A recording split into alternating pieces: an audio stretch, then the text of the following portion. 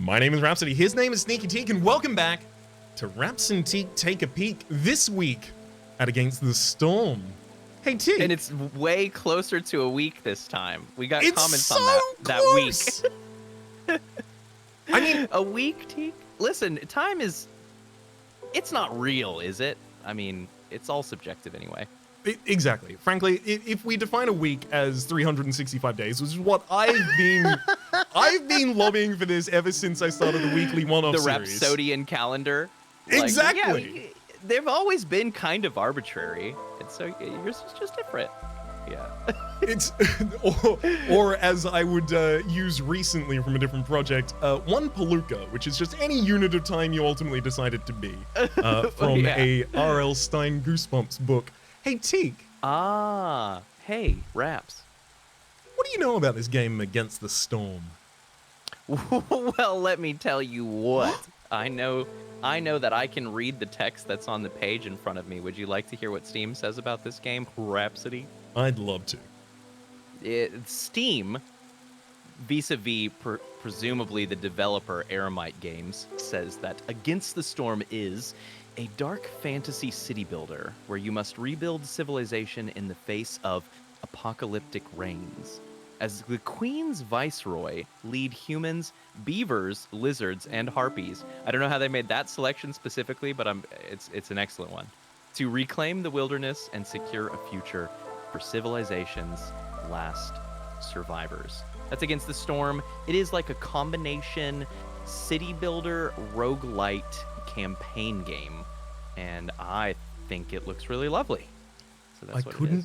I couldn't agree more. The thing that like initially compelled me here was once you'd suggested it, I had a little bit of a quick look at it, and the fact that it is a roguelite that you've already and a city builder. taken a peek? No. I mean, I'd looked at the tin. I understand some stuff about it, and what I understand is that sneak peek, a sneaky little sneak peek. It doesn't count if you just kind of open the tin slightly and pull one mint out. It's not real. Look, come on. You need a little bit of a whiff. You need to know what you're working with here. You need to know what the wine you're gonna if you pair it haven't with. smelled it. Exactly. Do you smell a little what the storm is cooking? The Storm is cooking up some gameplay that you can often find in the first 30% of I guess you might call it like a more traditional strategy game like Northgard or Age of Mythology, kind of like these like empire builder, kind of like city builder games. The part that I really like is always the management of the economy at the very start, and then as soon as an enemy is sent at me, I concede and start another game, and then I play the city builder again. So why not play a roguelike that is forcing you to restart doing the city builder phase consistently as its core gameplay loop? I think it's a great idea. You know what? I think that's so compelling. I felt that way with Slipways too. I could do with less fighting. We can just remove the fighting component sometimes. Not all, but more often, right? I think of my favorite games, and many of them are heavily defined by the lack of combat in them. Disco Elysium, there's like one fight in the game, if you consider it a fight, and even then it's skill checks. Like this, I think combat has been overutilized as a tool of expression in games for a really long period of time, because it is very easy to mechanistically enforce and measure. Yeah. But I really love when a game makes its own way out of that. You can do some really interesting things. It's creative. Okay, let's get into it. Let's do it. I think we need to know a little bit about this world, so let's let it tell us. Because otherwise we're just going to have to sell this as a podcast. I mean, it already is. Ravaging everything in its path. The only safe haven is the smoldering city where the mysterious scorched queen reigns. You are one of her viceroys, a pioneer sent into the wilds, tasked with establishing new settlements and acquiring valuable resources for the crown. Your goal is to help rebuild the smoldering city and secure the future of the Queen's subjects.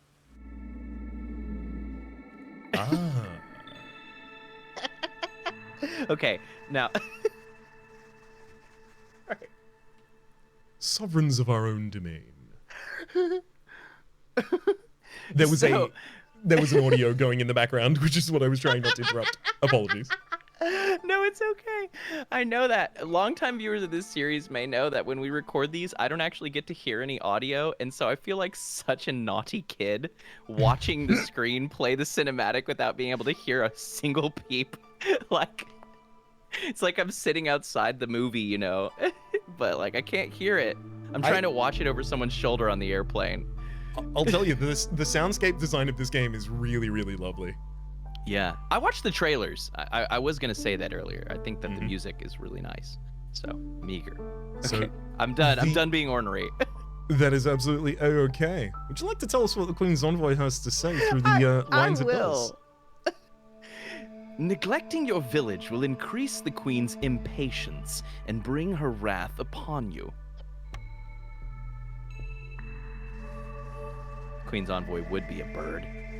Fulfilling your duties will increase the town's reputation, unlock new buildings, and eventually bring you to victory. Victory? To victory, you say? I love that they, like, this is one of the things that I try and do for people when I introduce them to a new board game, because, like, okay, so here's how you take a turn. In phase 1, you do this or this or that. That never really helps anyone. The first introduction being, here's how you lose, here's how you win. And here's how you lose, win. Queen's impatience, here's how you win, get your reputation high. Great. Because it grounds you. There's your landmarks, right? Now you can work back. Well, exactly. Then you can add every other system you learn past that point into the previous. Like, how does this inflict on my ability to generate reputation? Or how does this inflict itself upon the Queen's impatience? Yeah. Now, pick a new blueprint. Click on the crown icon below. The drafting begins. It's not really. Little limited in this draft, unfortunately. Each expedition starts with only a few essential blueprints. More will be given to you as you gain reputation points. Now pick the woodcutter's camp. This is like Stanley's Parable says we're supposed to just sit here, right? Try to leave the screen. Let's see what it does if we click this information button 52 times. One for every week in a standard year. Okay, let's click this one. Exactly, in one palooka.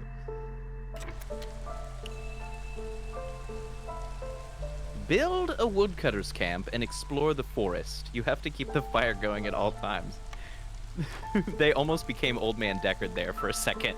This voice is definitely... I'm feeling a little punchy. The voice will transform. That is absolutely what do we got going, fine. Rhaps? The character is evolving over time. So yes, we are being tasked with keeping the hearth alive. The hearth is capable of burning fuel, which we know here possibly wood is included. So we're being asked to build a woodcutter's camp in order to start fueling it. In a pinch, can we burn villagers or no? We're stepping a few steps ahead, but in a pinch, we can absolutely sacrifice villagers. Oh, okay. Wow. It is RimWorld. We can be as ruthless or as kind as we should ultimately like here. I'm just going to pop this bad boy down over here and build a path towards them. Also, it says that we need 2 woodcutters camps for this. So I'll build one more. Once you get a blueprint, can you continue within your economy to build more of the same thing? Yes. Or is there a limit? Does like the one blueprint give us 2? The blueprint unlocks it, so it does give you the Okay. ability to build as many of them as you possibly need. Okay, Also, that makes sense. I had thought it was kind of like Islanders, if you remember that game. I where do. you get the one and you play it, and then you keep drafting. So this makes more sense to me. I'm also going to advance tech here, quickly build a path, because I've played city builders before. People move faster on paths. Yeah, it's just a thing you do. Exactly. Then let's time run.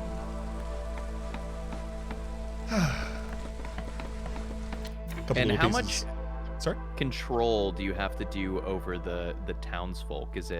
Are you individually assigning them to tasks at all the different places, or is there how much of it is auto versus? I love that question. Currently, they are automatically assigning themselves to the building roles that we have. So people seem to be doing all of the wee tricks that they can.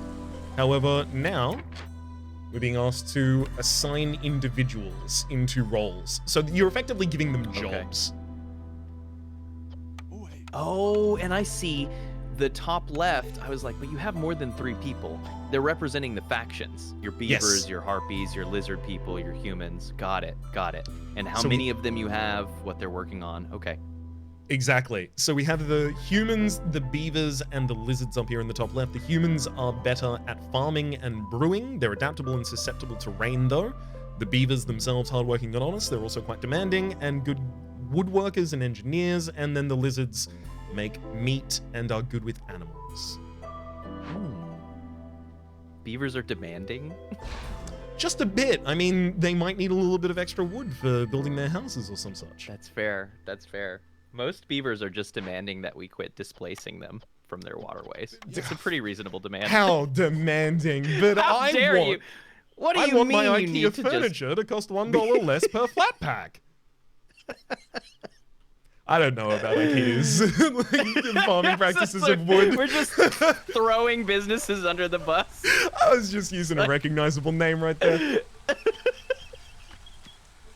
It's gonna turn out that they're actually like they plant infinite trees every second. That's what it's gonna turn out now that I've said that. Yeah, they're the most environmentally conscious business. Mm-hmm.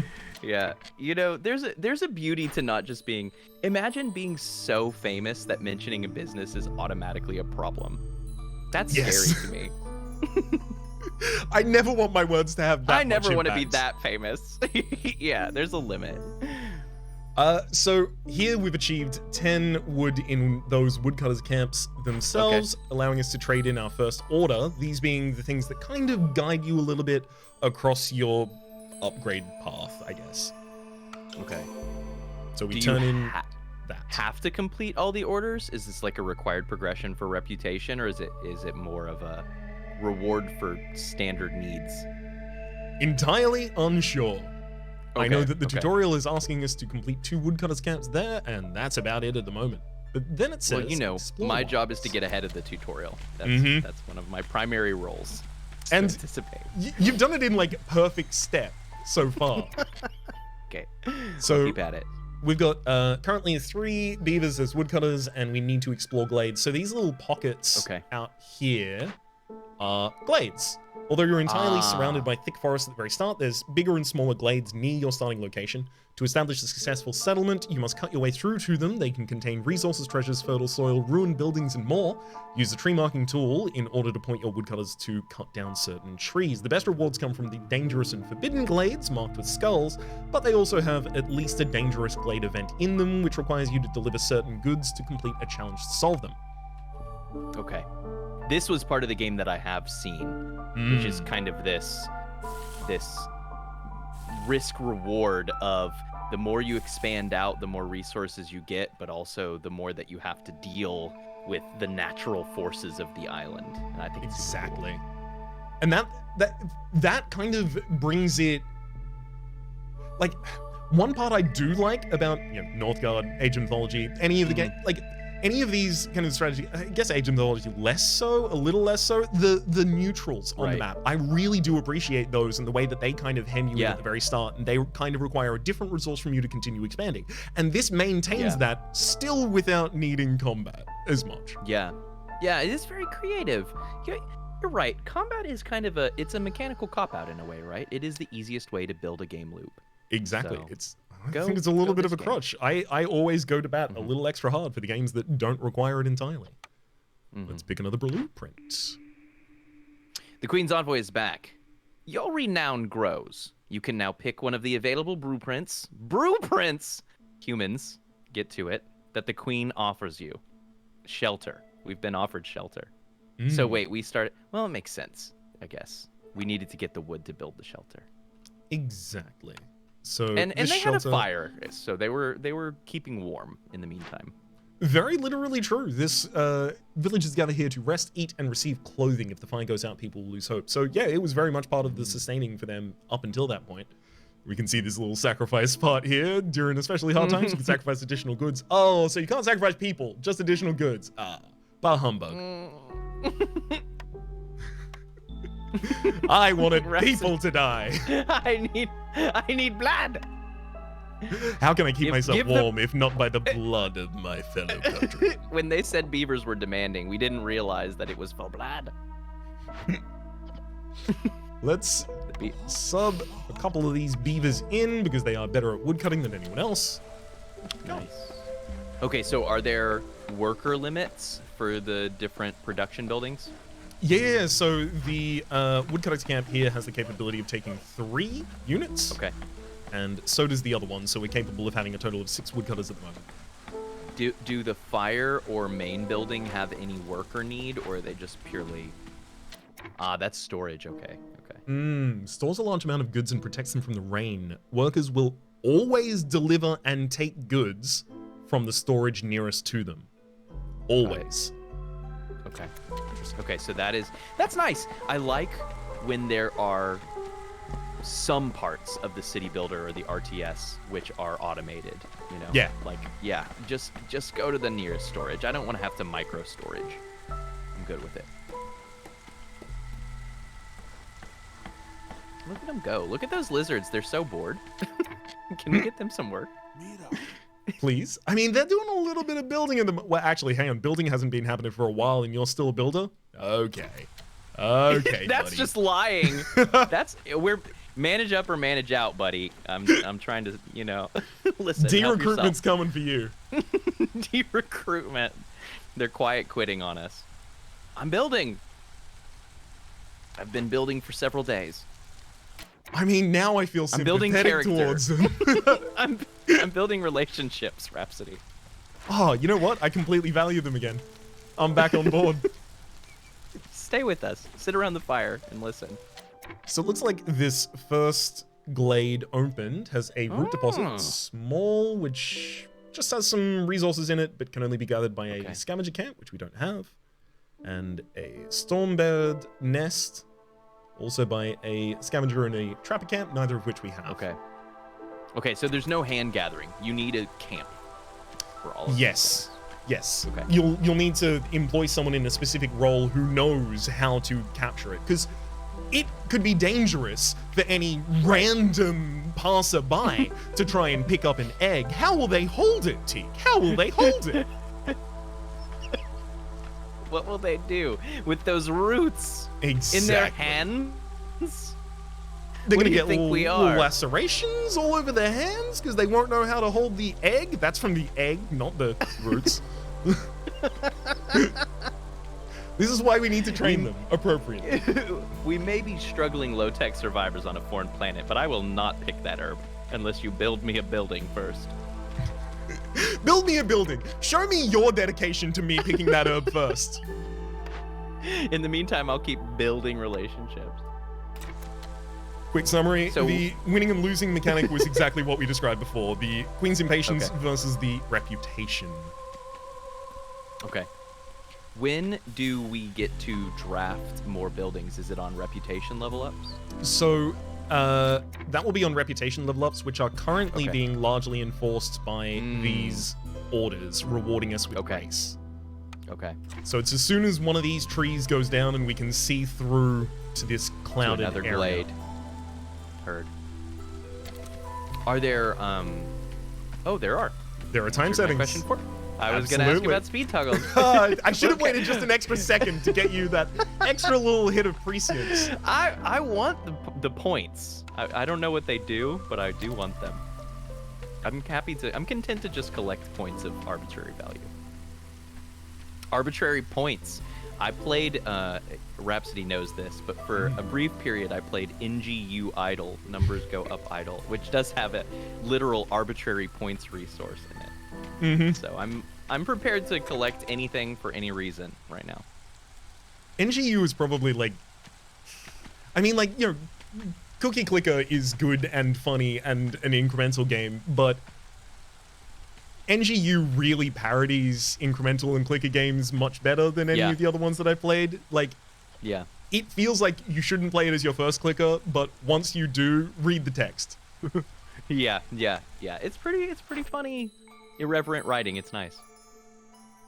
All right, so we get a reward of 3 humans as well as 30 meat.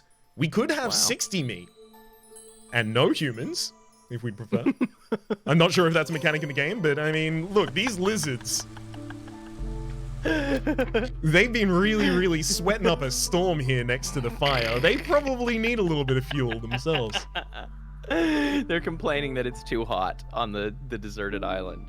The Queen's Envoy's back. Your renown grows. Yep, that's what you said last time. Get a new line. They didn't even need to change. We found a forager's camp, which also, this is just a little quality of life thing that I love, but if you select a building, it'll highlight the resources which that will interact with. I know that this is, nice. it's not like huge, this is not groundbreaking, this is like kind of common practice in a lot of games, but if this doesn't happen, it immediately confuses me now. So I'm always really glad to see it. Yeah, that's just a quality of life feature that should be there, right? Yep. A lot of those kind of quality of life polish features that I want to see in games like this, like I'm controlling the camera entirely by holding down the middle mouse wheel and just rotating right now. All of those are here, making this very comfortable. Meanwhile, I've been having a brain blast trying to figure out what it made me think of when you said they didn't need to change. And I think it was Don't Change by NXS, which was a really weird, like, very distant musical journey for me to go on there. But I made it, and I think I'm back. Welcome back. Thank you. So now we have to get down a forager's camp and 5 vegetables from the forager's camp. So I've just got a couple of humans in there because they are good at farming. And then if I'm guessing, next we'll be offered the opportunity to forage those other things, like eggs and roots, more advanced materials. Seems likely. Do we have the funds to build another forager's camp?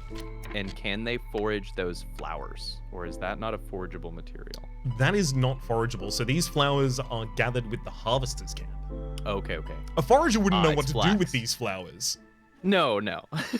Those can only... I played RuneScape. It's a fairly advanced material. Yeah, it's okay. Well, I mean, I've played GW2. It's a very advanced material.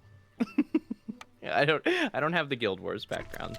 That was one of my best friends though, was very into Guild Wars 1 and was in the like vanguard of people that were solo running dungeons when they figured out that the rogue was like the most busted class in the game. And could just be invincible for arbitrary periods of time or something. It's really interesting, actually. Like the generation back when the man-at-arms in Darkest Dungeon could just tank everything by itself. Yeah. Be your whole team, basically. Exactly. But it's weird to think of that level of brokenness and balance in a multiplayer game now, because it's pretty rare. Yeah, I mean, it's usually pretty quickly adapted or pretty quickly fixed. Otherwise, it becomes the broken strategy and starts to kill the community. It destroys your meta and your economy. But there was a period where that rawness somehow was allowable. I guess because it was only broken for PvE, and so it just became, I don't know. This kind of stuff is super fascinating to me. Or like the period of World of Warcraft to where there was a boss that nobody could kill for like over a month. That's just amazing to me. Did they end up like tuning it down, or did people? Yeah, they nerfed it. They actually, the first kill happened after a nerf. Absolute cowards. Leave it going. Be a legend. Let me be a legend. Yeah. Change the ongoing plot of the game around the fact that no one could kill this. So the hero's quest that people were on in the main quest failed. Yeah. Oh, that's really fun. That's the Game of Thrones MMO path, right? Like you're now in an apocalyptic hellscape because no one managed to kill the boss. And also you owe someone money. Inexplicably. Inexplicably. It's part of what they do. I'm so excited about these cabbages right now. We're really getting, look how big they are. I understand why we're on this planet. That's only 7 charges out of them as well, and they're still that huge. Look at them. Canonically, are we on planets, islands, exploring wilderness? I'm not. Do we have space travel? Certain. You know what? We might not even be on a globe Earth model. It's entirely possible that we're like one card in a stack of cards, which are the planes of the multiverse. Wow. Wow, I like that. I like that. But more likely, it's probably just like a standard fantasy world, right? Realistically. It could be whatever we want it to be right now. We're all right, well, unencumbered we're by a card truth. in a deck of cards. Let's go.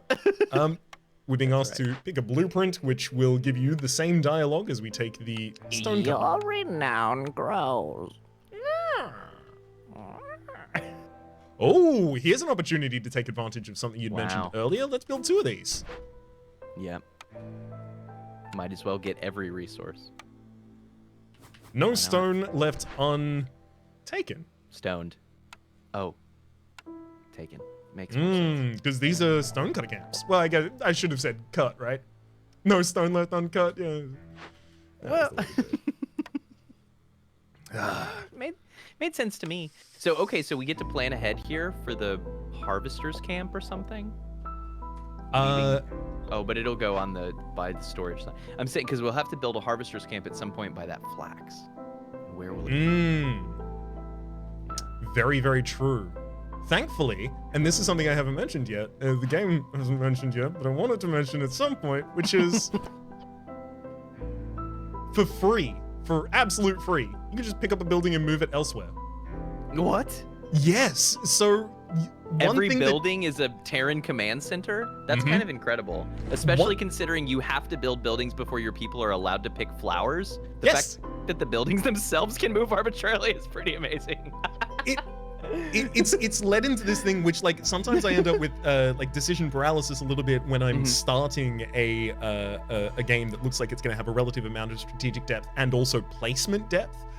Which is like, oh, every time I place something, I'm making a permanent decision for the rest of this run. Just move it. Just move it, Ned. That's amazing. I wish I could do that with my home. That would make the construction of it in the first place much easier, I imagine. Just pick up a prefabbed home, walk home. Yeah. I mean, we used to, put homes on trains and trucks and stuff and move them around. True. Half of the Victorians in South San Francisco or in San Francisco were moved there after the 1906 earthquake. If we could move historical Victorians to San Francisco, surely my one family home could be lifted up and I can just move it somewhere else. It must work by the same principle, certainly. Yeah. We have a arrival of newcomers to the camp and a new character speaking about them. Pervin Runebeak. Is this a platypus? I think it might be a duck, but yeah, it could be a platypus. I have no clue. These people have been sent here by the crowd. Excellent, keep it. Which room do you want me to stay, Maestro? The other will continue to be in the next settlement. It's so good. How is it so good? How well practiced are you with that? I don't know, man. There's a few voices that are pretty similar. They're all one step from Meatwad. Okay, that you know what? That is the binding factor that I didn't see, because my interaction with Meatwad is literally just through people having done impressions of them. Yeah. Let's get some stone cutters to start cutting some stone. I hope I do not have to do that voice very often. Oh, I don't imagine they'll be back. Or at least I don't imagine they'll have anything novel to say if they are. They'll just say the same thing, that's right. And I'll kind of flap my lips about it. A good old-fashioned lip flapping.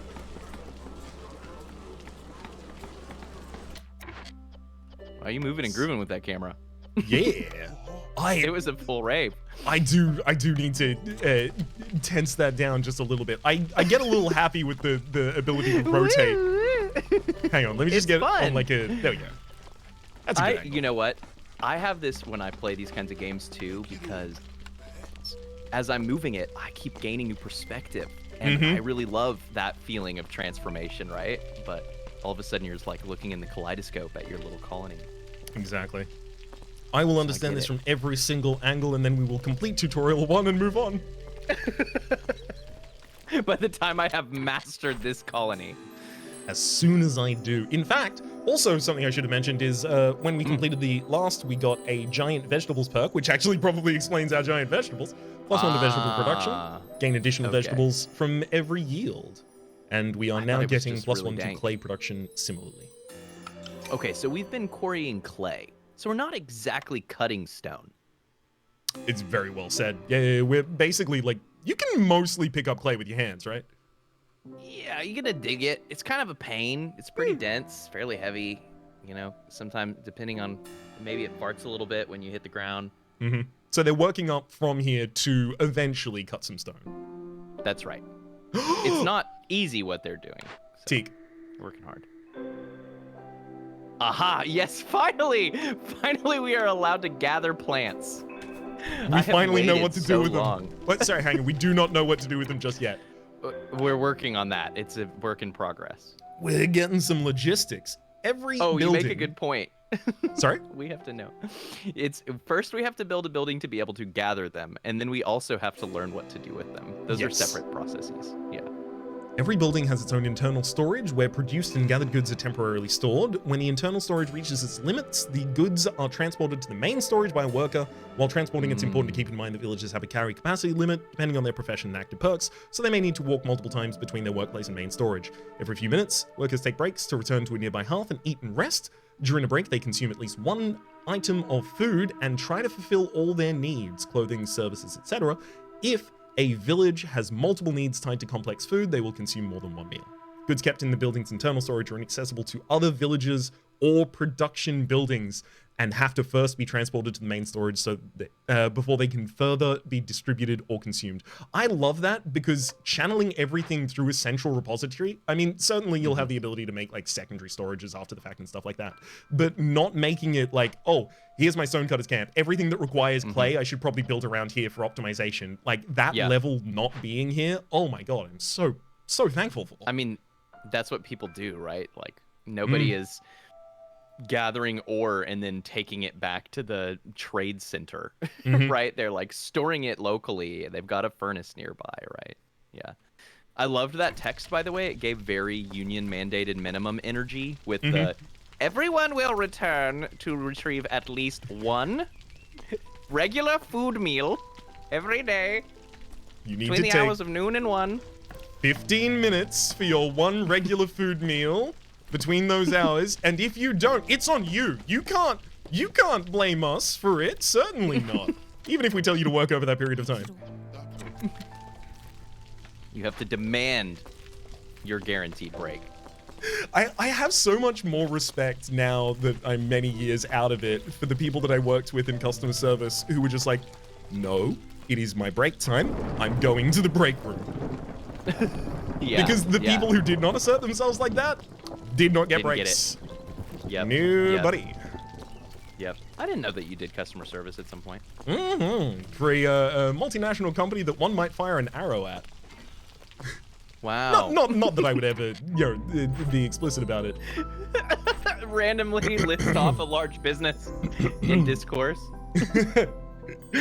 Precisely. Our harvesters has harvested enough to get us rich in fiber. +1 to plant fiber production. And another visitation of the Queen's envoy, giving us a crude workstation for making the planks, fabric, and bricks, which I'm to assume are the second tier resources. How many tiers is that away from something that we use? I mean, you use planks, and you know what? I'm willing to bet that you've interacted with planks, fabric, and bricks recently, each. That's true. That's true. These are very modern materials. Tier 3 actually becomes quantum materials. Like, it's actually past us. They're working with hard light. It's a pretty big... quantum ether, and the knowledge of others. It's like really esoteric at that point. You know what I meant, Rhapsody. I do. You have interacted with string, surely? Oh my From time to time. I am really curious by that, though. I mean, it's an interesting part. Like, resource systems in games, it's pretty complicated. I've been watching some stuff about game design on YouTube, given that it's my career to be involved with games. And I think games have helped me finally realize that at some kind of basic level, economics is the study of the interaction of complex resources and systems. It doesn't always have to be finances. We have finances and economics tied together in this weird way, but they're actually married just kind of by coincidence. It doesn't have to be finances.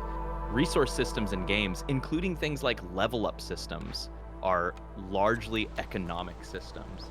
And you need like an economist to have, as an example, if you want to build an MMO that has a super complicated leveling system, or, you know, whatever, like a feat system, or that has gold and a trading system, you need an economist. This is that you can hire a real life economist to help you design these systems. And many games companies do. Yeah. I always thought that it was just, you know, people with ideas sitting behind a keyboard for millions of hours. I think the level at which you're dealing with like multiple different systems layered atop one another and interacting with and enforcing one another, the disciplines that train one effectively for dealing with those kinds of complex variables really give you an advantage in designing those kinds of systems ongoing and kind of like understanding the outcomes of those systems after that point. And I guess predicting pitfalls, right? Like, oof, if you do that, you know, like that's gonna create a self-propitiating economic loop. You know, I've seen it a million times. Your players will farm cows, and you'll regret it. Seen it a million times. There's your problem. 1 pound of meat is worth 1 chicken egg, but that doesn't weigh the same, so you can cart the chicken eggs further than you can cart the meat. You end up with chicken eggs overinflating your economy. Easy problem to fix. I'm sorry, I've got a blue-collar economist going on here. There was a brief period to where in Sea of Thieves, the most lucrative quest by a long shot, like it wasn't even close, was capturing animals. And there was some really weird mechanisms that you went through in order to basically stay in a constant loop of getting the like go capture animal quests. And then you would just deliver pigs forever. And you've got this whole game that has this entire like undead system and these weapons and all this combat, and you just completely avoid it in order to cart pigs around the world for hours at a time. That is exactly the thing that then proves the value of the person who was like, maybe your pig's mission needs to be on cooldown or something like that. Yeah. I think it'll all get jammed up in the intersection over here. Queen's Envoy's got a new voice line. They do. No one can weather the storm alone. The Queen offers you a cornerstone that will lay the foundation for your town's prosperity. Choose wisely, as you won't be able to change it. Wow. I can move my buildings around, but we can't move the cornerstone. No, not at all. What do we have? Carpenter's Tools, which is a building materials that are... building materials are the foundation of every settlement. Production is 50% quicker in the following building, which is the crude workstation, where we are currently completing a mission. There is also in the exploration contract. The Royal Academy wants a detailed map of the region and is willing to supply anyone willing to help. Gain 20 reed and 20 clay for each discovered glade. Do you want to just try to super aggressively explore right at the end of this tutorial mission? Let's do it. Let's start marking some trees. Okay, so these trees already cut us into a glade. That's not dangerous because it doesn't have a skull. The only things that are dangerous have skulls. Like people. I would like a people are dramatic very dangerous. reenactment of Fern Gully. Like, as close as possible to the bad guys in Fern Gully. Like, we're going deep. I may not be familiar with Fern Gully. What? What is a Fern Gully? Who is Fern Gully? Fern Gully was a... You haven't seen it? No! Oh, this was like one of my favorite movies as a kid. It's an animated movie where... basically, there are all of these animals living in a forest, and a logging team comes in. And there's like an evil that's represented by this tar monster, but it's basically like over industrialization, over harvesting, and the woodland critters have to fight back together in order to save the forest and staunch the dramatic spread of over-harvesting. And if this storyline sounds familiar, that's because Avatar copied it exactly. Avatar, Blue People Avatar, not Avatar The Last Airbender, is a faithful retelling of Ferngully, but just like with way more CG budget. That is remarkable because that adds to the list of multiple other films that I know that Avatar is a direct recreation of as well. Wow. Yeah. I'm saying there was an original idea in the piece. I loved Ferngully, but I loved the animals as a kid. But today, I'd like to be the loggers because presumably there's some treasure. There is indeed. One of the treasures we found is Herbalist's Camp. A building destroyed by the storm can be rebuilt or salvaged. Rebuild to get an herbalist camp, or salvage to get clay and roots. I was sure that was a doghouse. It's a lizard house at the moment. How many unassigned people do we have? 0. Oh, then destroy it. We don't need this. We're logging now. Sure. Yeah, let's do that. Let's destroy it instead. Salvage. Yeah. That looks like infrastructure, and we don't need infrastructure where we're going. Ooh, but we will possibly need and encounter some glade events. Glade events are objects found in the forest, like abandoned caches, survivor camps, ruins, wild beasts, etc. Some of them are positive, offering goods or new villages or small resource investments. Others are dangerous, forcing you to act quickly to avoid negative consequences, but also giving you generous rewards for solving them. Once you select a glade event, the event panel will show up, and that'll show you a few different sections: effects, worker slots, requirements and rewards. And it'll also show you the possible negative effects of the event and how much time until they occur. So you just send people there to investigate and do it. Neat. Sick. Just trying to quickly summarize the rest of it in case any of that is super really important. appreciate your paraphrasing. Yeah. After an event's solved, they will come back to give you anything that was held in storage for them. I liked the progression from exact, exact whatever it's called, where you read words from a screen to verbatim. They do it. Yeah. Verbatim to perbatim to wordish. What? No, the word that I'm looking for. What's the word when you say something and someone else types it word for word? A Dictating. dictation. Yeah. Dictation. That's the other way around. Anyway. Looks like we will almost have our mission finished here. A little bit more engineering from these two bad boys and it'll be done. We're not done until we find something nasty waiting for us in the woods. Oh, is there another woodcutting camp we can move? Absolutely is. I mean, this one's not going to be able to discover any new glades at this point, so let's move you all the way up here. Yeah. Yes. I'm seeking danger. It's a video game, right? I think it's time for some danga. Danga. Oh, that's my middle name. How'd you know? It's very Australian. I always feel weird for a moment where I'm like, oh yeah, I can do an Australian accent. Wait, hang on. Wait. You're supposed to have recalibrating. Yeah. Oh man. Hey, building blocks. It is interesting though. When we are young, we play games, and one of the great joys is being completely unencumbered by sense, right? Like, you just do things because there's no consequences. And then the more games we play, especially really tight roguelikes where you have very strategic games, the more wary we become. And I find myself playing games and being like, ooh, maybe I shouldn't do that. It might not work out. And when I can let go of that and just be like, I should do that because it's very likely that it won't work out, I have the most fun. Because you don't get to do that in the normal day-to-day, right? How often do you get to be walking home and you're like, man, I should jump off of that tree? Like that will surely fail. Let's do it. It's an opportunity finally to make novel decisions and have them reinforced rather than, no, you probably shouldn't have jumped out of the tree actually, buddy. Yeah, it's really liberating, I think. Yeah, so we're building towards the danger. We have 10 parts. as one of our rewards here, as well as a workstation upgrade, so plus 50% to the amount of goods made in one of the workshops. When I say one of the workshops, I'm assuming all of the workshops. Hey, we have a choice! Decide! Ooh, wow, we get to do a drafting decide on begins. these.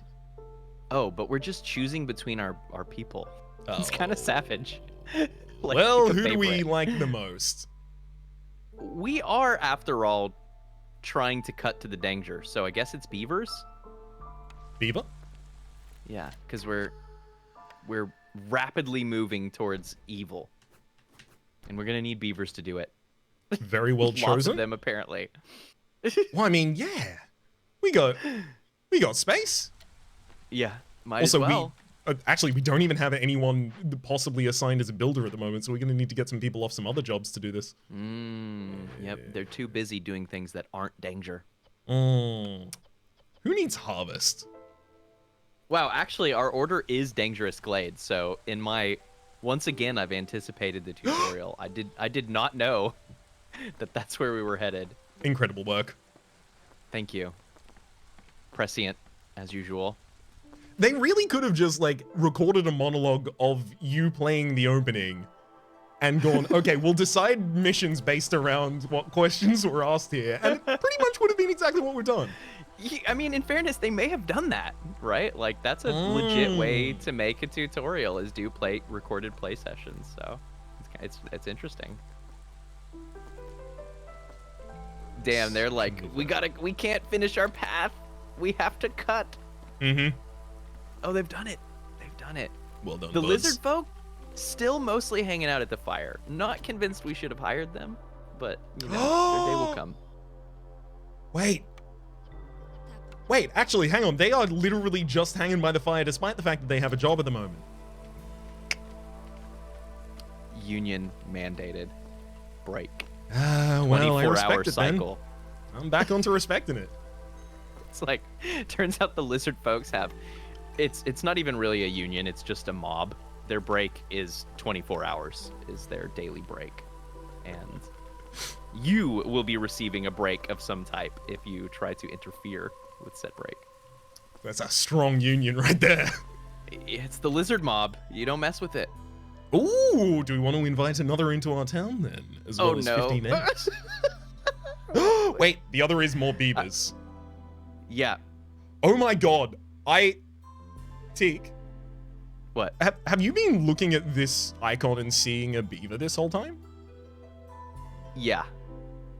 I've been looking at this icon and seeing like an old wizened man smoking a pipe, and this is just a nail. Like randomly, there's just like the top of a Phillips head nail, just there, sorry, flathead nail, just right there. I mean, they are an Screw it. old wizened beaver, but I just had them completely down as dude, Yeah. and every single time it said beaver, I was like, why?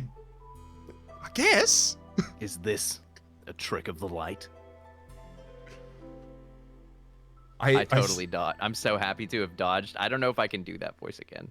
I only had one in me today. We'll have to play more some other time. Very happy to. Doing the Wayne June voice is one of my faves.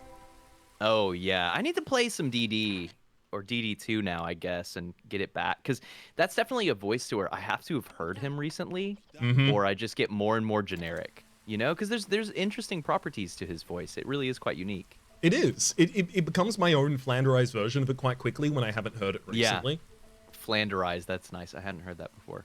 I effectively I caricature the parts of it until it no longer really recognizes itself. Until it's just an epic voice from a game, which is not really what Wayne June is, right? Yeah. Okay, stonecutters no longer have anything they can do. I mean, literally anywhere. The other camp is also already covered. So, I'm just gonna free free we just those had workers. to make a stone. Oh, can you delete it? Yep. Is that what you just did? Mm-hmm. Got you. You can delete anything. There goes that path. Just make it a little neater. delete it. That's Move it. it makes us want to do it. Technotronic. Wait. Technotronic? That's is oh, harder, better, faster, stronger would have taken from that, right? As a sample then. I suspect so. I don't know. That makes sense. It might have been some techno recombinants. They're so different, you know. Electronic songs. Okay, so the dangerous glade they want us to ultimately break into, I'm assuming, has to be this one up here. So let's try and move some stuff towards it. Okay. These ones are cutting down that still. This one needs to move. And is your plan to create a wall of buildings around the coming danger? No, not at all. Simply I'm not even keep it certain where if it that would is. help. Okay. Wow, there's types of danger here that do not care about structures. I frankly, I'm not entirely certain. I've seen one of the dangerous glades pop open before. Okay. Here we have another small encampment. I've only seen in the trailer, and in the trailer, yeah, okay. I've seen a thing that digs, and a thing that flies, and neither of those things would much care about our buildings. Oh, we haven't chosen what they're doing, which is why these people are idling here. Got it. Ah. I was trying to figure out what was going on wrong with that the entire time. Solved. Is there like any kind of screen or quick key to manage workers in this game? Like as we have more people, is there a way to look at what they're up to generally? I imagine there might be. I'm not entirely certain if I know what it is though. Orders, trade routes. Right, so G is orders.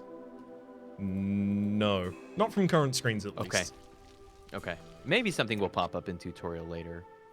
But it does happen to Yeah, warn us when people are idle and stuff like that. So we do make full utilization of people.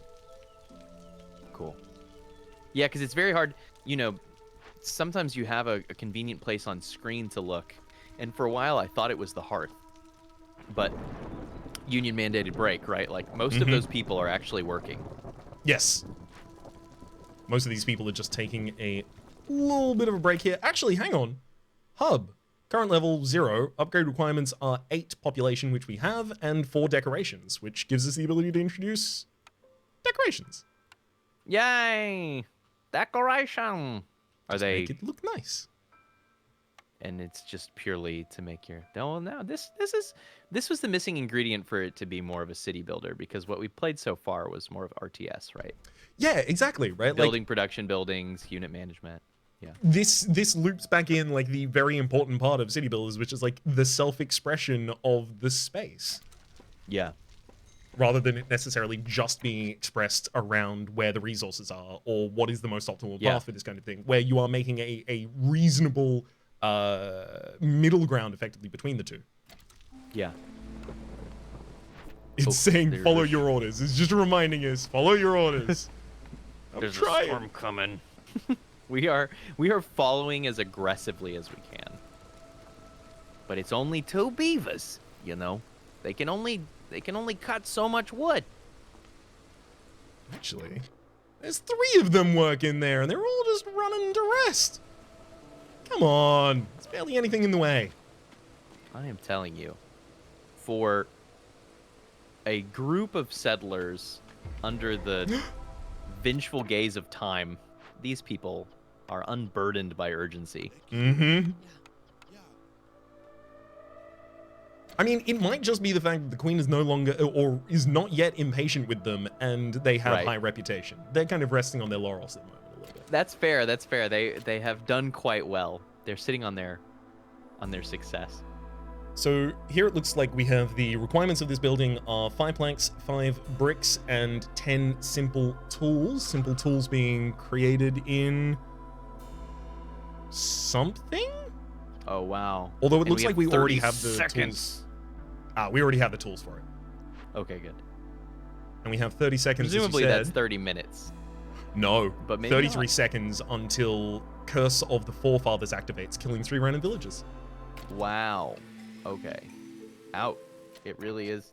Oh, no, but I was looking at the time for the requirements. Okay, so the threat is happening fast. Yeah. But got you.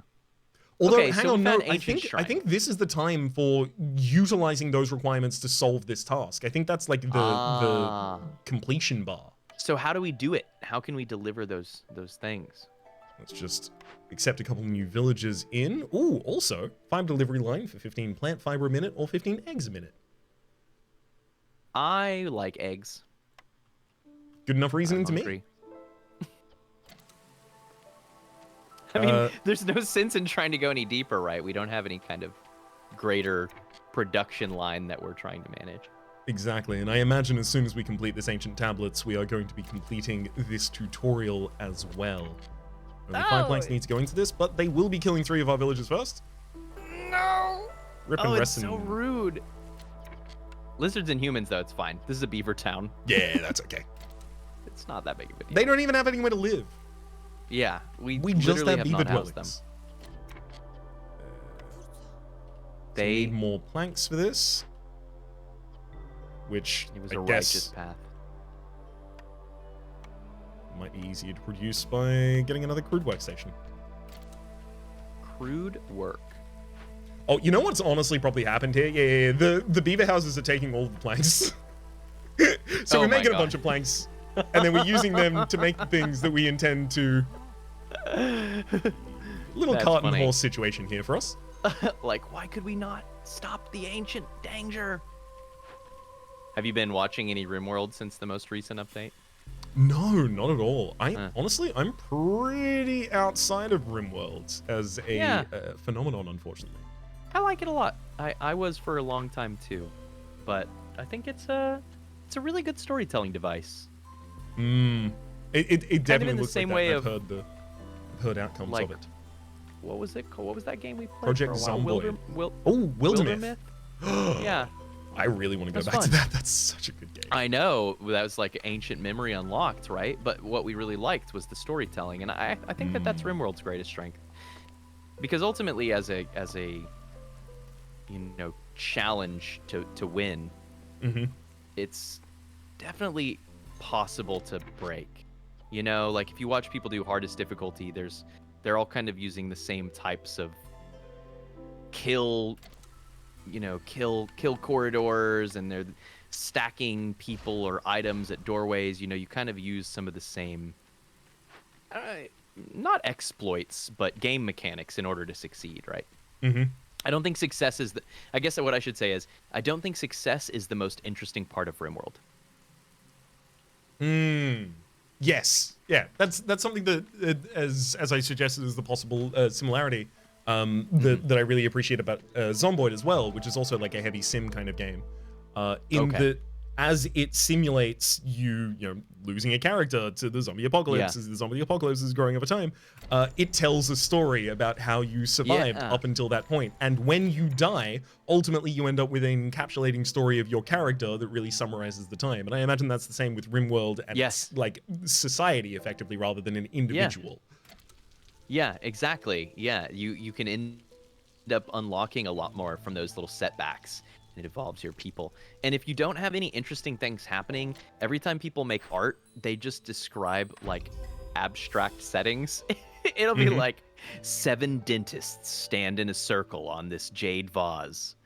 And if you start having interesting things happen and people die, then they tend to represent the history of the town. But otherwise, you just get dentists. Nobody wants that. So unless the town is storied enough, you only learn about dentists. That's right. So this is how you get dentistry. It's a great reward, frankly. With unlocked content, woodcutters, stonecutters, harvests, scavengers, crude, small hearth, storage, we'll be able to make a whole ass city with these. Well, if that ain't the whole kit and caboodle. Hey. Queen's Envoy hitting us with press any key. Breaking Breaking my immersion. Villagers with low resolve will start leaving, increasing the Queen's impatience. Aha! Okay. Now, the challenge kicks in. We have to manage happiness. Keeping resolve exceptionally high will grant passive reputation over time. Oh? Ah, so it's another thing that contributes towards our successes, possibly, if we make people happy enough. Satisfying your villagers' needs with complex food, homes, and services will increase their resolve. So sheltered gives us a average bonus of 3, pie, human housing, clothing, jerky, leisure, which is beer, biscuits, and religion. Wow. Also looks like the sacred pyre contributes, and these are otherwise going to be summary effects that are applied by other things. Being what, within range of the sacred pyre? Probably, the being within range of the sacred fire is probably going to be one of the positive modifiers, yes, but like weather modifiers might be another thing that's like positive or negative totaled up in there. Each species has a different mix of needs. It's hard to please everyone all the time. Say that again, Birdman. Say it with your whole chest. Farmers can plant only farm fields, and those can only be built on fertile soil. Crops are planted in the first season, drizzle, and harvested during the second season, monsoon. Build a farm, harvest grain, and serve some ale in a tavern. Oh, okay. My pleasure. Absolutely. My romance. Our renown grows, and now we get to make farms. And I take it that where there's a bunch of grass growing is fertile soil. Is that how it's being represented as fertile? Yes. So it's also showing as we hover over them that the that it's green. area of effect is active. What's that snail? I will check that out as soon as we place this. It's hard to place. This covers a little bit of the grass, unfortunately, but it also does get all of this with just one building. Yeah. Which I think is probably the most efficient we can get. Seems worth. And then we must build some farm fields next to it. Oh, wow. Sick. Oh, exciting. And now we will begin serving our villagers. So you can move buildings, but you can't move paths, presumably. But perhaps they're cheap to destroy and remake? Yeah, they seem exceptionally cheap to create at nothing. They cost time. Okay, I didn't realize that it was literally just we shuffled the dirt around a bit. Neither. To be entirely honest, I was just assuming it was a trivial amount and it was completely fine to spend. Nothing is a good cost. Let's get these humans farming, knowing they're quite good at that. And in doing so, complete our first quest, getting 2 humans and 25 barrels. We put 2 humans in the barrel. 25 barrel. 2 humans across 25 barrels. Don't look at the barrels. I don't think those humans are doing okay. Like 2 humans across 8 barrels, maybe. I mean, you can put them back together again, Humpty Dumpty style, but like, not here. And also, I just realized halfway through that the famous thing about Humpty Dumpty, you couldn't put them back together again. That's the whole thing. That was what. It's like the whole point of him.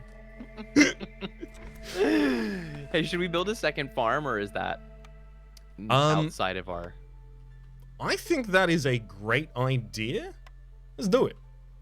Second farm down here, and then when the game goes, now it's time to build a second farm, we can immediately turn that mission in. Yeah, I like to make the quest giver look really dumb, right? I want them to give me a quest, and then for me to just put on a really smug smile and pull the boss monster out of my trench coat, you know? Just look at them very blankly, mug the camera. Yeah, go kill the boss.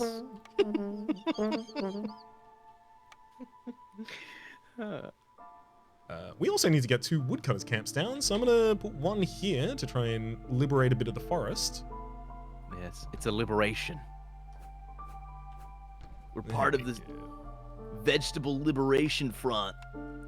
What does he say? In which? That is a Pajama Sam character.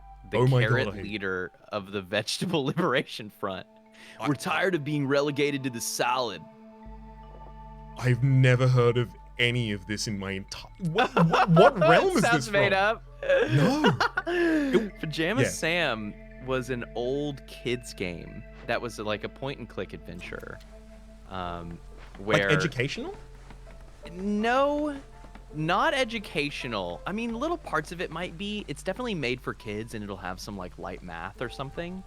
But it's mostly just you like fall into another world in your closet. Think Narnia, but less fantasy and religion, and more I can't find my socks in the cheese and crackers forest kind of situation, right? And yeah, I don't know. I just really liked Pajama Sam games as a kid. But going back and looking at them, there were some characters that were pretty genius, and that was one of them. Was the carrot? I'm trying to remember what his name was, but yeah, they were part of the like radical movement to liberate vegetables from the salad and be included in the main course. It was just great. I mean, frankly, they must have succeeded because I'm getting a lot of vegetables in my main courses lately. Yeah, and so are these villagers because, you know, once you start gathering vegetables, that might be all you have to eat until the lizard folk start working. And who knows when that is. Those lizard people. We've got 3 of them in town at the moment. I think ultimately what we need to do is just break into the glades really, really quickly because there'll be something for them to do. Right, at least the small glades, right? I mean, there's minimum risk. Gotta say, I've said it before. Man, I should have said it many moments ago when it was more active, but you have a very incredible mouth instrument. Your mouth horn is very good. It's a rare talent. Oh, but did I do the mouth horn at some point? You did. Yeah, it's okay. The term you're using. Yes. Yep. Right. Yeah. I've legitimately been practicing just a little bit recently, especially because I've got the looper, which is doing the looper, which is the yeah. So I just turn the distortion on, and then I turn the reverb on, and then just do a little bit of horn into it, and it sounds really good on the outside. I mean, like, you know, maybe I'll leave that as a little bit of teaser. I'll do a little bit of that at the end of the episode. How about that? You catch us then, and you'll hear a little bit more of that mouth horn. But until then, now you can't leave. Exactly. You sit down and you eat your vegetables. Barrel delivery line. All the reinforced tools. Vegetables in that they are good for you, not in that you do not want to eat them. You know, at some point you're going to find yourself wondering if you should just go ahead and record a whole song and upload that as a one-off video. At some point I have asked myself that many, many, many times, yes. Eventually. Sometimes there are snippets of things like that on the Discord. Yeah. Queen's Envoy currently asking us if we want a barrel delivery line or reinforced tools for the small farms, of course. We are farming. Quite a lot of that is happening. Yeah, and there's like time value there, right? With the barrels is coming up, but the farming is now. Farming is forever. Ooh, farming is forever. Slick shell. Oh, you know, this is meat production. That's a job for the lizards. Lizard people are finally getting labor. All we need is a How will they trapper's react? cat. Yeah, well, honestly, I think they're just they are absolutely full of energy. They are just gonna blast off the starting line. They are just gonna immediately pick up this entire shell and just walk to the main storage. Just yeet it back into the fire directly. Escar go for everybody, baby. Escar throw. Escar throw. It's like a cartoon where they're leaving a trail of fire behind them because they're moving so fast. Those lizard people, what? They have been building up energy for how long? We don't know. They'd been standing there doing a spirit bomb stance for a while, and really, I thought it was kind of just praising to the heavens, but they must have been channeling the spirits of everyone for a while here. Yeah, and they're actually training at 100 G. The home world of the lizard folk is 0.1 Earth gravity, so this is quite an intense experience for them. They're gonna go back to the lizard worlds and just absolutely revolutionize everything. They will be Superman there, because that's like the story of Superman, right? There was just more gravity where he's from, and that's why he can leap so good. Why can you shoot lasers from your eyes? Gravity. It was about the gravity. Why can you fly? Well, because I could leap so good, and then eventually writers figured at some point, he should probably be able to fly, because we can just make him leap forever, and then they made me able to fly canon. That's the truth. in JoJo's, they do the breathing thing for like 1 season, and then they're like, all right, training wheels are off. Everybody's summoning Pokemon now. But in Dragon Ball Z, they stick with the gravity thing for hundreds of episodes. I mean, you have to admire commitment. It's always been gravity. I do admire that. Stick to your guns. You don't need magic. It's just gravity. It's real martial arts, but really fast. I mean, if we just think of gravity as magic, on some level, there's part of it you don't understand. Your name is not Higgs. Your name is not Boson. You do not understand gravity on the level that it needs to be understood to go like, yeah, that's definitely not magic. So what if it is? Huh? What if the Earth is just casting a little bit of an attract spell on every single part? No, that's a good point. I mean, and it's well recorded.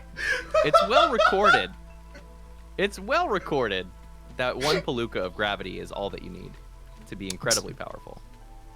A unit of time? For gravity? No, I get the amount of force that would be exerted upon you over that Palooka. That's right. I see. Sorry, that's newtons per Palooka. NPP. You measure it in NPP. It's a shorthand. You know. I apologize. Sorry, I'm just trying to make sure that the audience is following along, just in case they don't use the NPP terminology. Right. More people. Good point.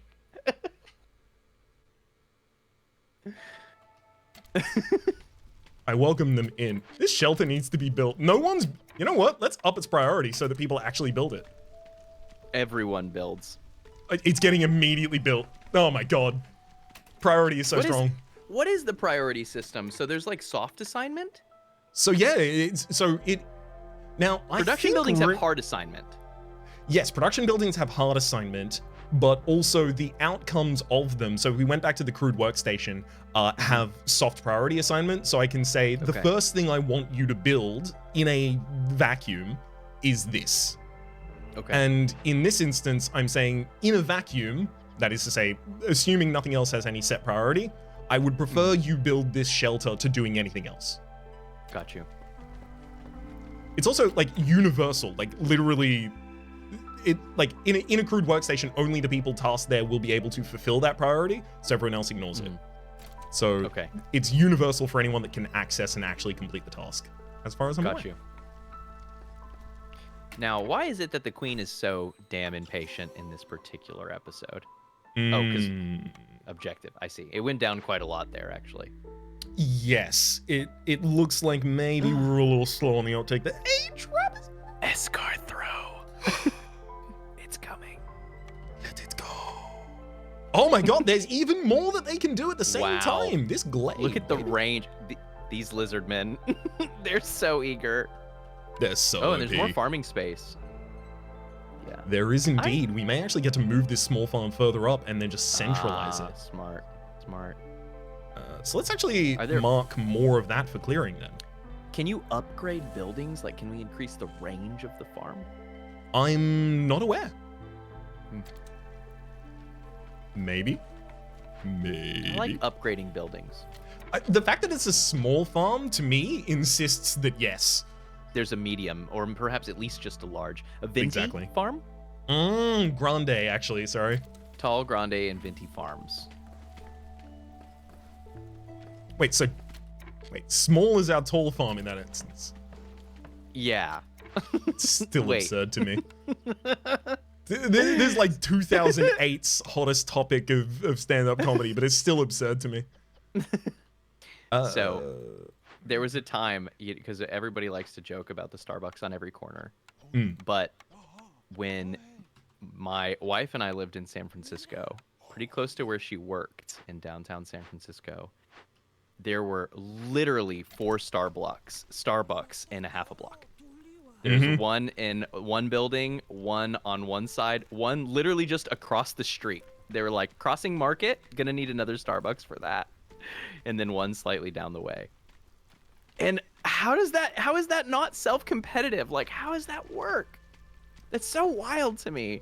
It's absurd. It has to be profitable. Like, it had to be effective. And that's in San Francisco. There's so much good coffee in San Francisco. I mean, like, no knock on dessert drinks, right? But That's like, there's so many third wave coffee shops in San Francisco. Well, yeah, exactly. Like towns and cities and countries, for that matter, that have a strong cafe culture, Starbucks tends to fail to really get a large hold in. Like, but it works there. Well, in Italy, Weirdly. it works based off of like as soon as they weren't really selling themselves based on we are coffee and we're instead like we are kind of dessert drinky kind of a little bit fast foody. That started to take a little bit more grip in Italy, but I also know that like Starbucks in Australia completely fell on its face because we have really strong cafe culture in a lot of our larger cities, and they came here and were like, here's good coffee, and everyone else was like, no, absolutely not. That's interesting. I think the reason it did well in San Francisco is a lot of tourists, and that's like people go back to their things, right? It's like how people travel around the world and then get the fast food that they know from home. I always thought it was kind of weird, but now I understand it. It's a familiarity thing, right? But I also think like consistent coffee places attract like business workers, people who are like, I've got a meeting in 15 minutes. I need my Americano, and I need it to be out at exactly the same temperature that it always is. So that 5 minutes into the meeting, it's, you know, like that consistency is key. It's the habitual incorporation that it can form. Yeah, exactly. Which is kind of the opposite of what a cafe wants to do, because it's encouraging you to slow down a little bit. Very On that note, let's get a smokehouse, baby. Let's do it. We need to make some and jerky. Slow down a little bit. Yeah. Snail jerky. Wow. Yeah. I mean, they didn't say smoker. They said smokehouse. So I guess it's a large facility. A very good point, well made. Let's pop that bad boy down there. So we are getting meat out of these slick-shelled broodmothers here. They're crawling out of openings in the broodmother's shell. It's easy to collect. Oh, it's spiders. Yum. Wait, but they're snails.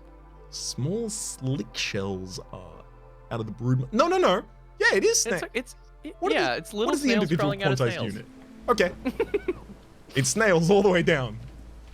That's right. I was watching as we endure this storm and get through a drizzle. I was watching a food YouTuber. I've been watching a lot of food YouTube. It's really nice. And I learned, you know about black garlic? Ooh, so I have had it in a couple of things, but I don't know about it deeply. Often it's like goes into butter or something, you know, you go to a fancy steakhouse or whatever, and it's on your bread, or it's used as a dip or something. Yeah, so I didn't really understand it very much, but I always kind of thought that it was just this, you know, kind of luxury ingredient. Anyway, they told me that I can take some regular old garlic and put it in a rice cooker and put that rice cooker on warm and then leave it for 10 days and I will have black garlic. Is that wild? Huh. So if you can just have a rice cooker that you don't use for a week and a half, you too can have black garlic made fresh. What? But like a rice cooker doesn't get hot enough to really burn anything in that consistency. Well, that's the thing, is that the black garlic is not like burned. It just sits there and like kind of cooks and breaks down. I don't really get it fully, but at the end when they took it out, the garlic was totally black and it was like pasty. You know, you could squeeze it out of the garlic knob almost like a tube. I'm deeply intrigued to try this, but I know, me too. We don't have 2 days that go by without cooking rice in that rice cooker, so I don't know if we're gonna have the time. Yeah, that's the problem. Yeah, that's the problem, isn't it? We need a second rice cooker. That's what we need. What we need is grain bags. Specialized grain farming techniques. Grain production is increased by 1 for every 25 times it's produced. Yeah, all right. See? Sounds good to me. And that's how you get black garlic. You just got to cook like 20 cups of rice at once, and then you can go for 10 days. Ah, right. Just get ahead of it. I see. You're going to start making this jerky soon? I think one person is making jerky, but they are using all of our insects, so now we'll get the meat to make jerky. So we're just choosing our input. No wonder they're so busy. That sounds really hard. They are largely dry to begin with. How would you say you make insect jerky exactly? Honestly, I think the only way I can imagine making insect jerky is you get a bunch of cicada and then you just let them shed, and then you take the shells and call it insect jerky. A little bit of a dusting on them. I'm certain you can I was get away with thinking that. more like soy product direction. You take all your insects, you grind them up into a powder, and then you reconstitute them into something vaguely resembling a jerky. Yeah, okay, so you basically just end up with like the protein bricks that they had in the back of Snowpiercer. yeah, exactly. That's right. Let's get 2 people in the crude workshop, starting to make some stuff there. So here we can see the relative priority of those, and also the ability to set production limit. Only make 3 of this, please.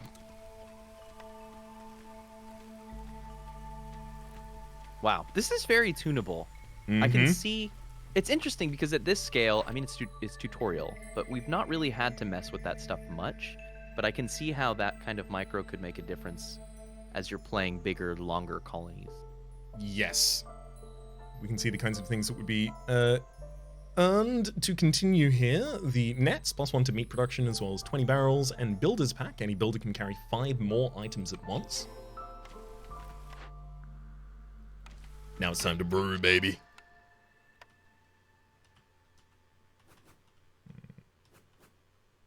Oh, baby, we brewing.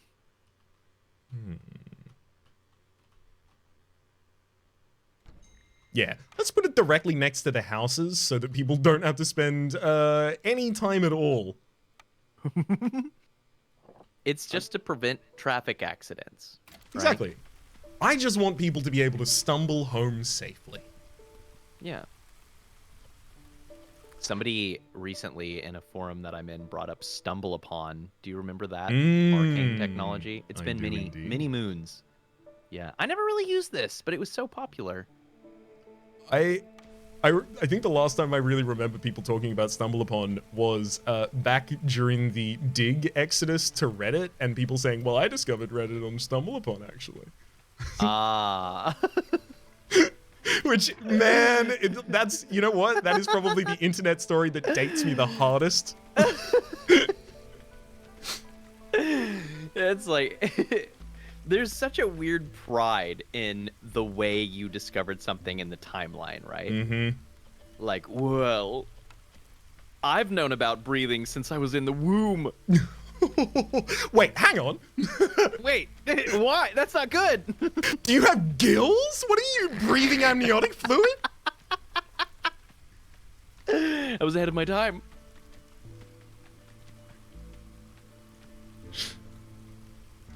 Brewery. Brewery, you must build. Well, actually, we haven't made the planks for it yet, have we? Haven't made any of the stuff for it yet, have we? Are our beavers not, What do we do with beavers? No, we don't have enough of them. Actually, more beavers, please? Thank you. Beavers. Thank you. I'm a beaver guy. I hear you. I hear you. They are cool little dudes in this. What Do we want? need another wood shop or wood cutter cutsman? Lumberjack? So we've got 2 of those. I think they just need better positions rather than needing more of them at the moment. I think our still not bottleneck used is to definitely the workshop. Actually, what if we got a second workshop? Yeah. That might have even been what you meant. No, I don't know what I meant. I'm just all about building things. All I know is that whenever there's a problem economically, the solution is to spend money on more infrastructure. Mm-hmm. Forever. I mean, in a world where you can immediately destroy that infrastructure where it's not useful anymore, or move it to where you need it at no cost even. Like, damn, it's useful in this world. It does Training feel like weights are off. You might as well just build them. Yeah. Oh. Ah. Ooh. Glenn McGrath. Yeah, this one needs to move further as well so that we can actually access that path. Ooh. And we were looking at relocating that farm to serve both of those zones, but I don't know. They're so small. We need to unlock venti farms. I'm sticking to my guns. I'm down for waiting until it. go. One more path. Do we have stone cutters yet, or no? We do. We had access to them for the previous one, so we can start using them to get a little bit of copper in a couple different areas at the moment. Not unfortunately much. Okay. Although no reason not to just build that there if we can, I think. Is the hearth in the storeroom an exception to the moving rule? In what way? Can you move them for free? Ah, yes, the hearth cannot be moved, it looks like, and neither the Okay. main storage. So yes, Okay, those okay. appear to be just blank. They have to be there. They mark the center. Sometimes I look at stuff like that and I wonder if it was part of a programming shortcut. Like, are those the 0 location for this map? You know what I mean? It's like, yeah. and so then it always goes to the hearth because it always goes to 0. Honestly, I wouldn't be entirely surprised, especially considering it's always dead center in the explorable terrain at the very start. Yeah. Crude workstation here. Let's just get one lizard in there, lonely working. One lizard band. We got it. The 10 ale is brewing in the brewery. The people are good at brewing, and they're doing their jobs with style and aplomb. They're doing the brewing. Talking about D&D earlier, and we had a campaign where I'm trying to remember the context.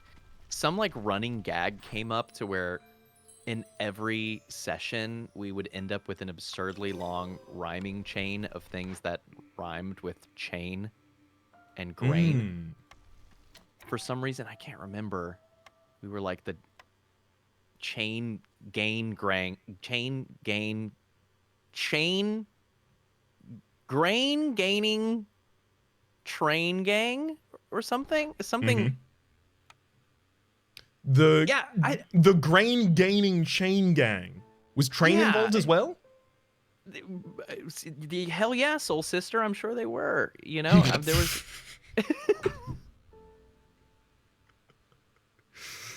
It's been a long time, okay? I don't remember it exactly.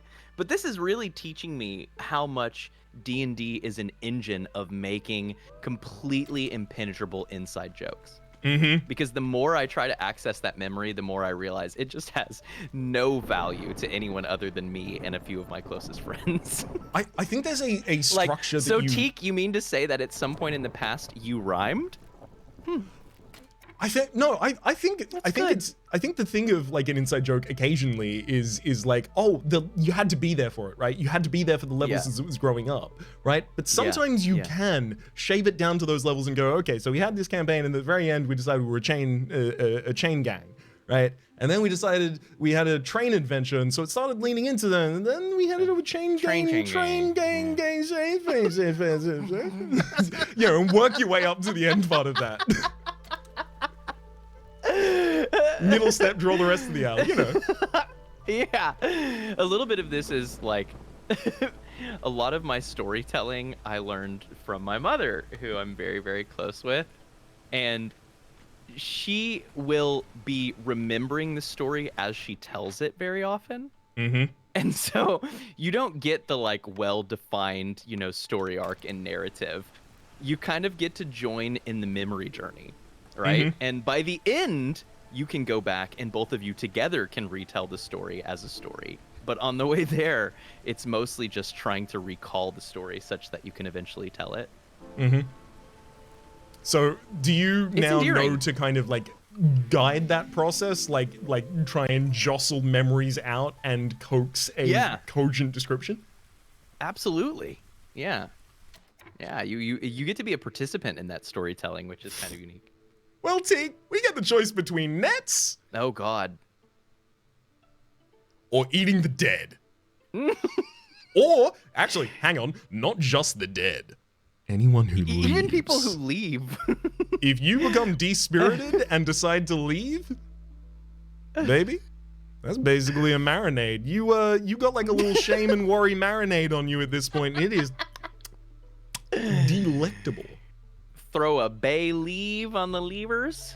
You know, listen, I just I can't lie. The cannibalism is hella value. I mean, like people are gonna die, but we take nets. We're Escar throwing. We're working the stay ahead game. Very, very true and very fair. Honestly, like, I would almost want to just immediately dig into a dangerous glade to get someone to die to really test out the cannibalism. So this is the right choice that prevents that. Well, there's no right or wrong in gaming, is there? There's just tutorial. Well made. Forever. The tutorial currently telling us to just build this tavern over here, which is currently being built to fulfill needs of leisure and brawling. Oh, just in case they need to leisure, relax, yes. or not. Yeah. Are they suggesting that brawls will increase our resolve? It looks like they are suggesting that training gear used in brawls will, increase your resolve in some way. I think we'll settle for leisure. Nothing makes me want to stay in town like fighting with my neighbors. Duke it out. Just want to stick around. I mean, after I've asserted that I am the strongest neighbor. Right. Then, if I lose the fight, well, I'm moving. I mean, come on, obviously. Moving, and I'm getting eaten, unfortunately, it sounds like. Yeah, exactly. As soon as I leave, the target is on my back. You're dead to us. Yeah, I get it, I know. No, literally, you're... No, literally, 10 paces, you're dead to us.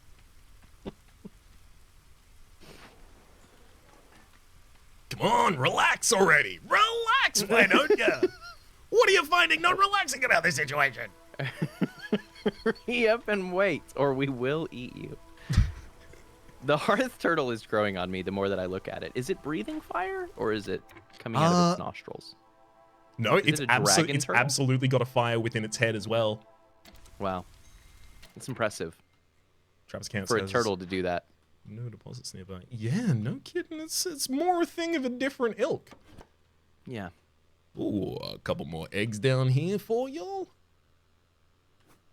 May I say, I've been very impressed by your expert navigation of quite a few systems here, while I mostly laugh at myself.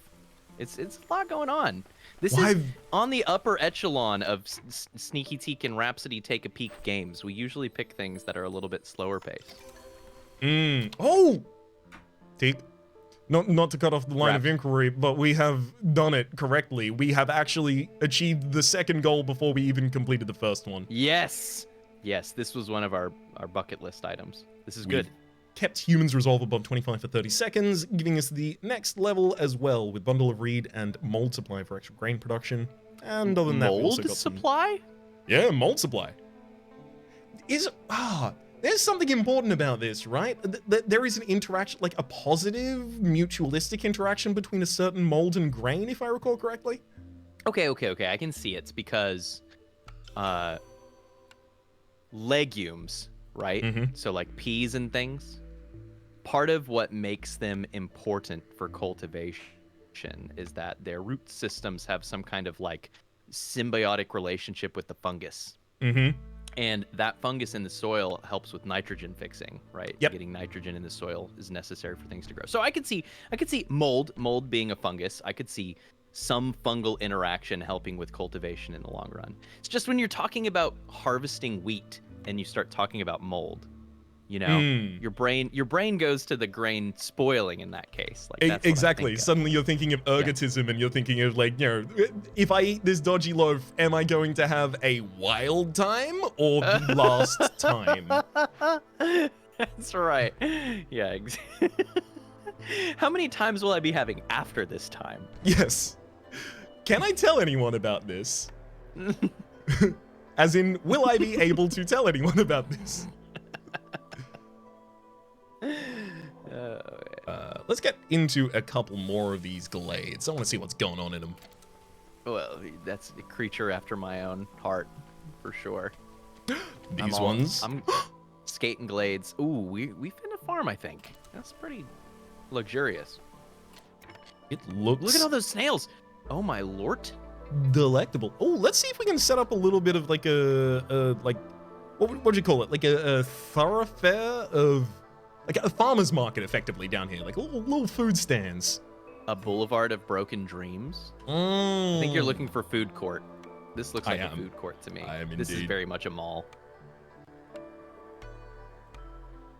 Speaking of food court. Okay, this is where I have to... I've never been to Australia. Do you have American-style malls? Yes. Just a big place where there's a bunch of... Okay. I didn't know if that was like... Yeah, because okay, outdoor malls and bazaars are everywhere in the whole world, right? So everybody has a mall in some capacity. Absolutely. We have the false construction of a large indoor area that contains you within a consumerist hell. Yes, perfect. Okay, so we're the same. Good. Yep.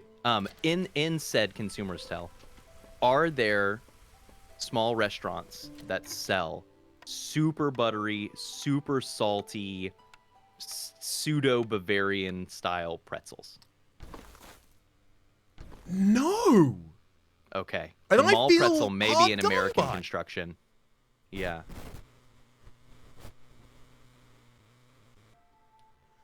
All right, Mike Fix, let's go.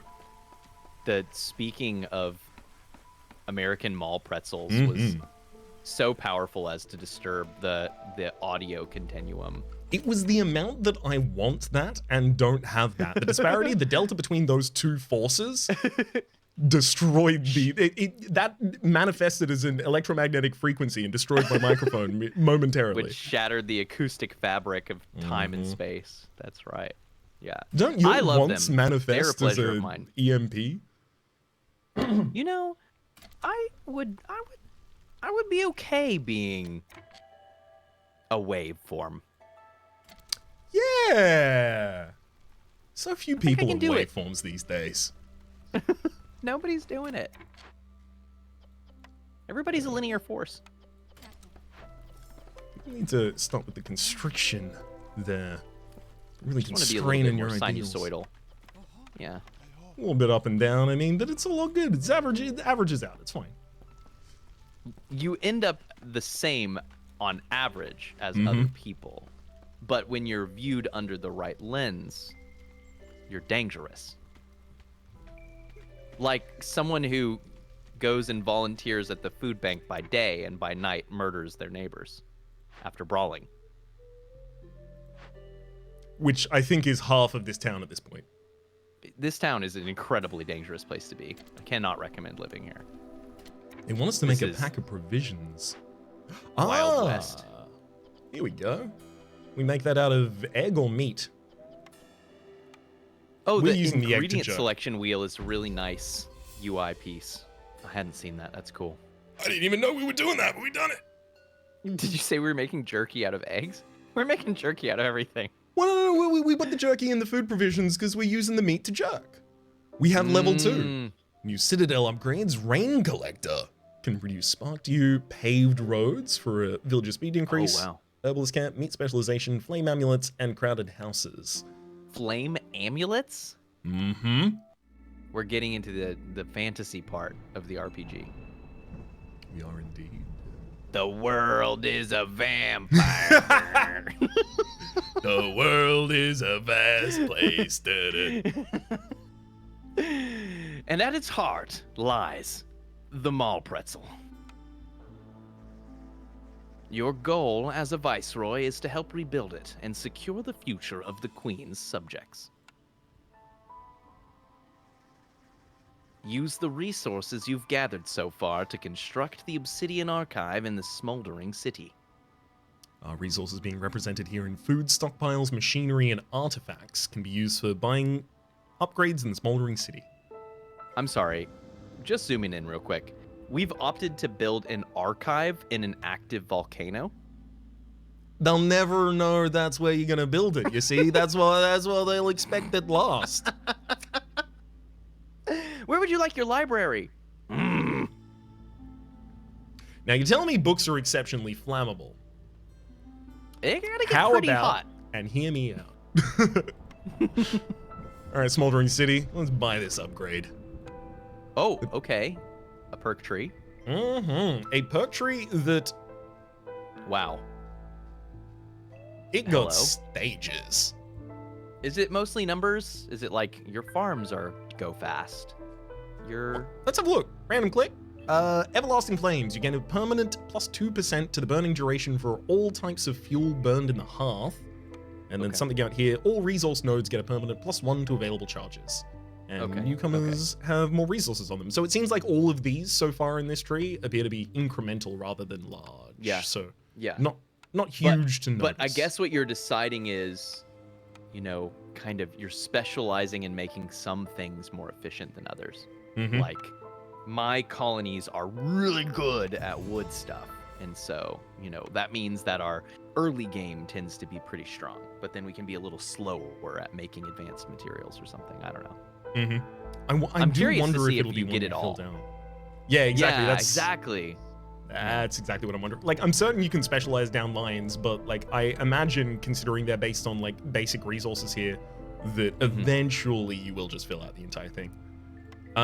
Yeah. So the first level we got was you gain a permanent -2% to the speed at which the impatience grows, as well as the obsidian archive, which is a fundamental upgrade to unlock deeds, which we'll look at next. Next level, we can get more citadel resources, another -2, as well as 10% to resources whenever we finish a settlement, or the ability to embark on a mission with stone, so taking extra stone when we start our camp. Oh, interesting. Yeah, and the finishing a settlement, that's like what you get at the end of each quest, basically. Yes. Right? Not objectives, but go to this place, make a settlement, leave.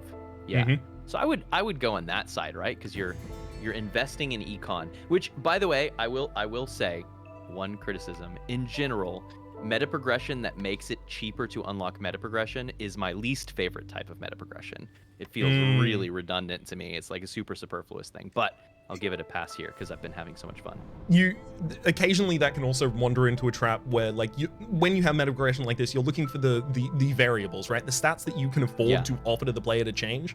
And if one of those is accrual of the resources you use for the progression, and another one of them is how much experience you need per level, or how much you need even in capacity, so you're getting more and need less, you can end up in a spiral where the player is like, cool, I either get both of these, or I just play the entire game knowing that I should have gotten both of those. Yeah, exactly. Because it's so obviously correct in the sense of optimizing your progression, right? Absolutely. Deeds. What's a deed? Deeds offer us experience points, which is going to be contributing to the main character that we have here on the outside. We also do have levels individually, which are unlocking more complex buildings for us as well. So it looks like we're advancing not just individual settlements, but as we do those, our society, and representing that in our base levels. That's cool. I like that, tying back in, actually. Yeah, and that's kind of an incentive structure to perform very well, right? It's not just winning your settlement, but maximizing your potential to level up, I guess. Super cool and super neat, but that's all the resources we have to spend there at the very moment.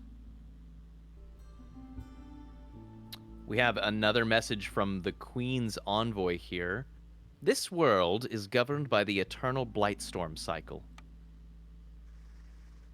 It's almost upon us, so no caravans are allowed to embark. Click on the button in the lower right corner of the screen to finish the cycle. Cycle summary, the Blightstorm is coming.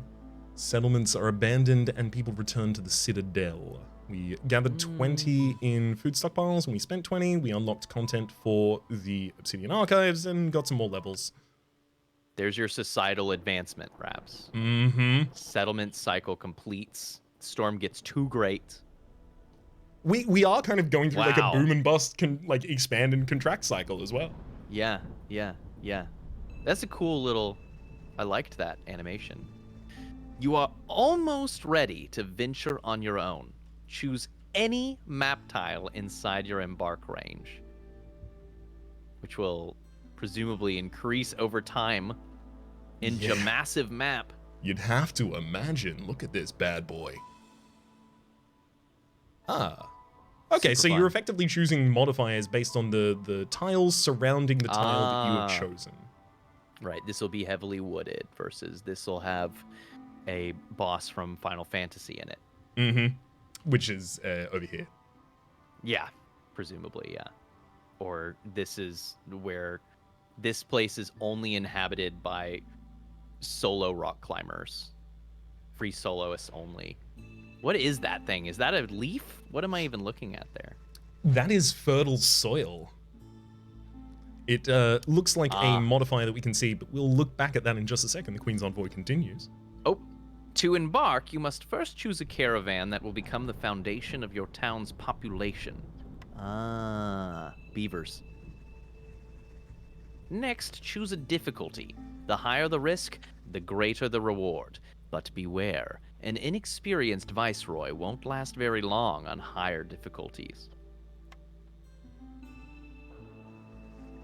Lastly, use all of your embark points to take extra goods with you. We Oregon Trail now?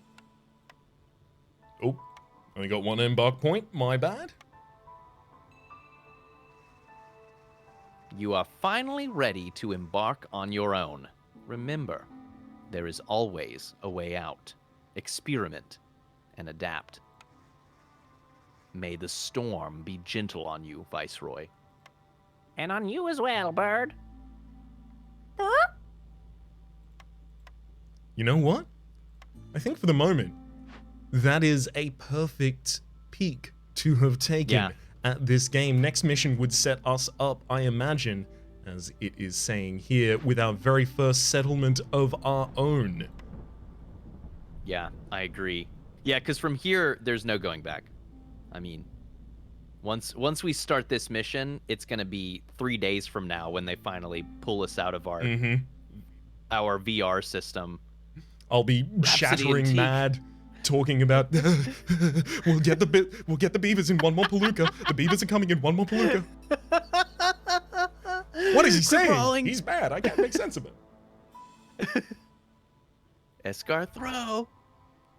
Yeah, it's not a good place where we're going. GG, Rhaps. That was so much fun.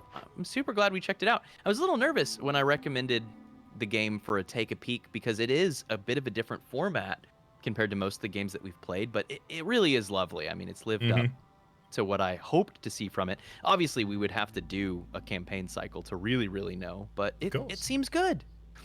It seems really, really good to me as well. One of the like greatest joys of the Take a Peek series for me is the fact that we get to take a look in on these genres that we might have otherwise not necessarily interacted with immediately or deeply or for a while even. Like the fact that I get to like relive like Dream Quest in the same series and Desktop Dungeon, and then something like this, which is really evoking for me the feelings that I had, as I said, in the early kind of like base generation stages of these strategy games that I really, really did like. And I lost favor with them just because of combat eventually. So where best manifest than the roguelike genre to avoid that? I am smiling and nodding vigorously. You simply have to imagine it. Hey, Teak. Hey, Rhaps. Oh boy. I found myself on a website recently. Take cover. Yes. It was a website that I've been I've not necessarily been extremely present on myself of late, but I have kept a little bit, a couple of no, I've been present on Twitter. I know the current what's happenings and going on there. No, it's the other evil rich bastard website. It's Twitch actually. Similar letters. Now, I'm a wandering folk. I happen here and I make my way there. If I were rambling about the wilds on Twitch, where would I know is safe home, safe ground, safe hearth that I could return to in order to experience games being played at fun percent and maybe with a strategy of always learning? Yeah. Wow. Okay. I had so many people ready. And then you use like specifically my mottos. Yes. That's a low blow. I mean, that's a completely unfair tactic. You know this. That's a kidney shot. Yeah, nothing. I have no play now. I'm stuck.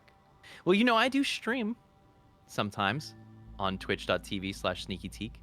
And yeah, there is an emphasis on joy percent and always learning, because what is the point in gaming otherwise? A free sandbox for us to enjoy making mistakes, learning, experiencing new things. So you can find me there. Schedule's a little weird right now. I'm doing daytime sometimes, nighttime sometimes, Tuesdays mostly. You know, I took like 2.5 months off of streaming, which is nobody does that. So we're finding our stride again. But also, I do have a charity stream coming up this week. Can I plug that? Yes, That is absolutely, important. and please do. Yeah, so this coming Saturday, November 12th, I guess it is, I'll be running a charity stream benefiting TEP, that's Trans Empowerment Project, which is this really lovely nonprofit with a very directed cause. I've raised money for them in the past, and I'm super excited to share more information about them coming this Saturday. So yeah, all jokes aside about Twitch streaming, that is one of the really cool parts about my job and what I do. And if there's any time to come by the stream, that's a good one. Exceptionally true. And that is on Saturday the 12th. Is there like a specific time? Because that may be a different time for the Europeans and the Australians, possibly. Yes, it's a really good point, and I don't know. Fair point, well I don't made. know when I'll be live. My life is in such flux. Gotta wait for my wife to get back in town and then figure out the exact scheduling. But it will be done Absolutely. sometime. Well, as soon as you get that that little bit of information tacked away, I'll pop that down in the lead comments down below, so you will have a time to Thank refer you. to and a link down there as well, so that you can go and join that stream at that time. For the moment, though, let us just say that my name's been Rhapsody, his name has been Sneaky Teak, this has been Rhaps and Teak Take a Peek. Hopefully you've been enjoying yourselves, and hopefully we'll see y'all next time. Beluga.